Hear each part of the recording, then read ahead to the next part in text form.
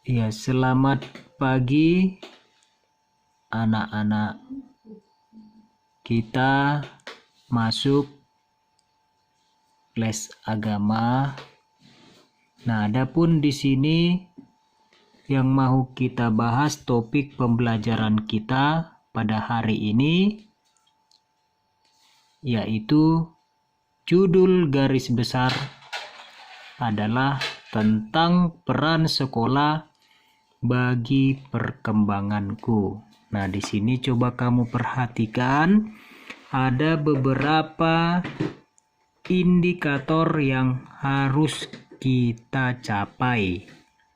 Nah, di sini yang pertama menyebutkan peran orang-orang di sekolah dalam perkembangan dirinya. Yang kedua, pandangan gereja tentang peran sekolah bagi perkembangan dirinya berdasarkan deklarasi pendidikan Kristen artikel yang pertama dan yang kelima. Nah, poin yang ketiga di sini sikap yang perlu dikembangkan dalam belajar sebagai wujud syukur atas peran sekolah terhadap perkembangan dirinya. Nah, ini dia beberapa hal yang harus kita capai dan kita ketahui di dalam membahas tentang peran sekolah bagi perkembanganku. Nah, di sini coba kamu perhatikan ada orang-orang yang ada di lingkungan sekolah, antara lain yang pertama itu adalah kepala sekolah dan wakilnya. Yang kedua, tim pengajar, Bapak Ibu guru. Dan yang ketiga, bagian kepegawaian atau tata usaha, operator sekolah, penjaga sekolah. Nah, ini yang harus kita ketahui terlebih dahulu. Pertama sekali yang ada di lingkungan sekolah. Nah, adapun di sini beberapa peran dari kepala sekolah. Nah, kita lihat yang pertama di situ tugas dari kepala sekolah ataupun wakilnya. Yang pertama, pemimpin baik dalam pengelolaan pengajaran, pengelolaan kepegawaian, pengelolaan kesiswaan, pengelolaan gedung dan halaman, pengelolaan keuangan, dan pengelolaan hubungan sekolah dengan masyarakat. Nah, yang kedua, bidang supervisi baik kepada tim pengajar maupun kepada bidang kepegawaian. Nah, yang kedua, peran yaitu tugas pengajar atau Bapak Ibu guru yang ada di sekolah. Nah, ini dia tugasnya. Yang pertama, menyusun administrasi pembelajaran dengan baik dan lengkap. Nah, yang kedua, melaksanakan kegiatan proses pembelajaran. Yang ketiga, melaksanakan evaluasi kegiatan proses pembelajaran. Yang keempat, melaksanakan penilaian kegiatan proses pembelajaran. Yang kelima, membuat laporan tentang hasil kegiatan proses pembelajaran. Dan selanjutnya mengisi daftar nilai siswa. Nah, itulah peran Bapak Ibu guru. ya yang ada di sekolah. Nah, yang ketiga tadi tenaga kepegawaian. Nah, perannya di sini yang pertama adalah menyusun program kerja tata usaha. Yang kedua, meneliti, dan setelah itu membuat surat, baik itu surat masuk maupun surat keluar sesuai dengan disposisi atau instruksi dari kepala sekolah. Nah, yang ketiga, mengawasi dan mengendalikan penggunaan alat-alat sekolah. Dan yang keempat, mengkoordinir tugas-tugas tata usaha. Yang kelima, membina dan mengembangkan tugas-tugas ketatausahaan. Dan yang keenam, mengatur kepengurusan kepegawaian. Nah, ini dia ya tugas dari tenaga kepegawaian. Nah, jadi di sini semua pihak yang ada di lingkungan sekolah memiliki peran yang sangat penting dalam proses pembentukan diri peserta didik, membangun karakter sebagai fasilitator, mencapai cita-cita sesuai dengan tugas dan fungsinya masing-masing ya. Nah, di sini pun ada ya anak-anak kami pandangan gereja tentang peran sekolah ya menurut dokumen Gravissimum Educationis artikel yang pertama. Ya, di sini bisa kamu lihat, perhatikan, dikatakan semua orang dari suku, kondisi atau usia maupun juga berdasarkan martabat, mereka selaku pribadi mempunyai hak yang tidak dapat diganggu-gugat atas pendidikan yang cocok dengan tujuan maupun sifat perangai mereka ya. Perangai atau bisa disebut dengan perbuatan mengindahkan perbedaan jenis, serasi dengan tradisi-tradisi kebudayaan serta para leluhur, sekaligus juga terbuka bagi persekutuan persaudaraan dengan bangsa-bangsa lain untuk menumbuhkan kesatuan dan damai yang sejati di dunia.